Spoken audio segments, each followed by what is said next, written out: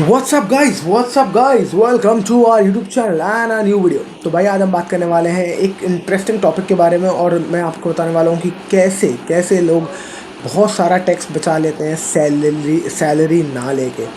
तो ये कहानी जो है वो जब मैं I was going through the कहानी ऑफ एलॉन मस्क, जब हम एलॉन मस्क के बारे में पढ़ रहे थे तो मुझे पता चला कि ये बहुत सारा पैसा और टैक्स में बचाते हैं with the help of stock options. और स्टॉक ऑप्शंस होते क्या है हम वो समझने की कोशिश करेंगे। और आजकल बहुत ज़्यादा ये भी प्रेवलेंट हो गया है, बहुत ज़्यादा कॉमन हो गया है कि कंपनीज जो है वो ई सॉप्स देती है जिसको कहते हैं एम्प्लॉई स्टॉक ऑप्शंस।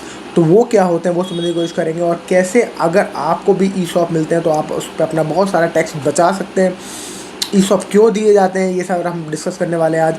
तो इससे आपका बहुत सारा टैक्स बचता है और एलॉन मस्क जैसे बड़े बड़े लोग तो सैलरी ही नहीं लेते, ये सारा खेल अपने स्टॉक ऑप्शन में करते हैं। तो लेट्स बिगिन। तो भाई यार हम बात करने वाले स्टॉक ऑप्शन के बारे में। तो स्टॉक ऑप्शन बेसिकली होते क्या है ये समझने की कोशिश करते हैं। तो स्टॉक ऑप्शन में क्या होता है कि एक स्टॉक आपको दिया जाता है। फॉर एग्जांपल आप किसी कंपनी में काम कर रहे हो तो वो कहते हैं कि यार आप हमारी कंपनी में काम कर रहे हो, हम आपको सैलरी तो दे ही रहे हैं पर हम आपको स्टॉक ऑप्शन देंगे, मानी कि हम अपनी कंपनी के शेयर आपको देंगे। अब जो कंपनी में काम कर रहा है उसको ना सैलरी से मतलब होता है, उसको स्टॉक से मतलब नहीं होता। पर ये लोगों को लुभाने के लिए स्टॉक ऑप्शन दिए जाते हैं कि हम आपको अपनी कंपनी के शेयर दे देते हैं। तो इससे क्या होता है कि आपके पास एक फ़ायदा होता है कि आपके पास अगर ये स्टॉक का प्राइस बढ़ेगा तो आप उसको बेच के निकल जाओगे। पर लोग अक्सर ये नहीं समझते कि जब ये स्टॉक ऑप्शन देते हैं कंपनी एम्प्लॉयज़ को देते हैं, कंपनीज एम्प्लॉयज़ को क्यों देती है, क्योंकि उससे एक फ़ायदा होता है कि उस आपको लगता है कि वो इंसेंटिव मिल गया, एडिड एडवांटेज है, देखो स्टॉक ऑप्शंस भी दे रही है कंपनी, एक्स्ट्रा दे रही है तो सैलरी के ऊपर मिल रहा है। तो और कंपनी को फ़ायदा ये हो जाता है कि उनको आपको अपफ्रंट सैलरी नहीं देनी पड़ती। वो क्या करते हैं आपको सिर्फ ऑप्शन स्टॉक ऑप्शन देते हैं, अपने बेसिकली स्टॉक जो उनके पास पड़े हुए हैं वो आपको पकड़ा दिए उन्होंने और उनके पास से भी अपने स्टॉक निकल गए और उन्होंने अपने पकड़ा दिया आपको स्टॉक। अब वो आगे लॉस में भी हो सकता है, प्रॉफिट में भी हो सकता है, वो पता नहीं, पर आपको वो स्टॉक्स अपने कुछ शेयर्स दे देते हैं बेसिकली। तो आपको उसने अपने शेयर्स पकड़ा दिए और सैलरी देते हैं, अपने सैलरी दे ही रहे हैं जो रेगुलर दे रहे हैं। आपको ये फ़ायदा होता है कि कल को अगर आप चाहो तो जब भी आपको वो स्टॉक्स आप बेचोगे अगर वो प्रॉफिट में है तो आप निकल सकते हो, उसमें प्रॉफिट कमा सकते हो। इतनी सी बात है। अब स्टॉक ऑप्शंस को एक्सरसाइज करना एक अलग डिफरेंट थिंग है। मतलब कि क्या होता है कि जब आप कब एग्जीक्यूट करोगे, कब आप बेचोगे। तो स्टॉक ऑप्शंस में क्या होता है कि जब भी आप स्टॉक ऑप्शंस आपको मिलते हैं तो एक करंट स्ट्राइक प्राइस पे या एक डेफिनेट स्ट्राइक प्राइस पे वो बोलते हैं कि इस पर आपको इशू करेंगे स्टॉक ऑप्शंस। तो मतलब कि अगर फॉर एग्जांपल शेयर आपका 500 का है, 600 का है या 200 का है, पर वो कह रहे हैं कि हम आपको 100 रुपये में स्टॉक ऑप्शन देंगे, यानी कि हम आपको सस्ता शेयर दे रहे हैं। तो वो आपको स्टॉक ऑप्शन मिल जाते हैं 100 रुपये पे। अब हो सकता है कि आगे चल के कंपनी का स्टॉक 100 के भी नीचे आ जाए और हो सकता है ऊपर चला जाए। ये एक अनसर्टेनिटी की बात हमेशा रहेगी। तो कंपनी ने अपने आप को स्टॉक ऑप्शन दे दिए, उन्होंने कहा कि एक्सरसाइज करने का राइट आपके पास है।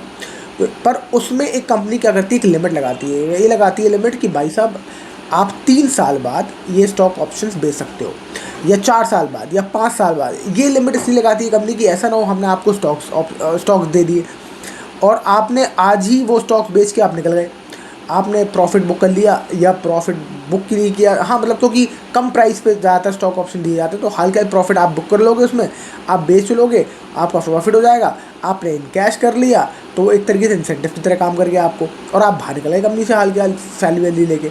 तो ये तो वो नहीं चाहते, वो चाहते कि आप कंपनी में बने रहें। तो जितने साल आप बने रहेंगे उनके उतना उनके लिए बेनिफिट है। तो हर कंपनी चाहती है अपने एम्प्लॉयज़ को रिटेन करने के लिए, राइट। तो इस तरीके से क्या होता है 3 साल के स्टॉक ऑप्शन, मतलब कि जो मैंने आपको स्ट्राइक प्राइस पे आज दे दिए आप इसको बेच करके 3 साल बाद निकल सकते हो। तो आप सोचते हो कि यार मेरे पास स्टॉक ऑप्शन है, कंपनी दे रही है और क्या फ़ायदा, मैं कंपनी को स्विच करूँगा। तो मैं यार कंपनी में जाता हूँ, कंपनी मुझे स्टॉक ऑप्शन दे रही है, 3 साल बाद हमें स्टॉक सब बेचेंगे तो अच्छा मुनाफा हो जाएगा।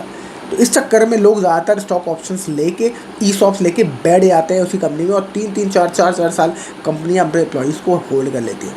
तो this is a way how companies are actually able to retain their employees और उनको क्या कहते हैं उनको ल्यूक्रेटिव भी बना देते हैं उनको कि भाई देखो हमारी कंपनी कितना आपके लिए सोचती है। तो ये हो गया स्टॉक ऑप्शन का काम।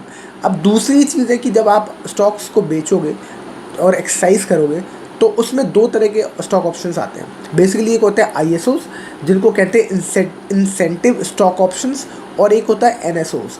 तो इंसेंटिव स्टॉक ऑप्शन जो होता है वो बेसिकली आपको बहुत सारे टैक्स बेनिफिट्स देता है, इंसेंटिव देता है टैक्स में। और इसमें आप अगर आप लंबे समय तक उसको होल्ड करते हो तो आपको टैक्स बेनिफिट्स मिल जाते हैं, यानी कि वही 3 साल, 4 साल, 5 साल ऐसे।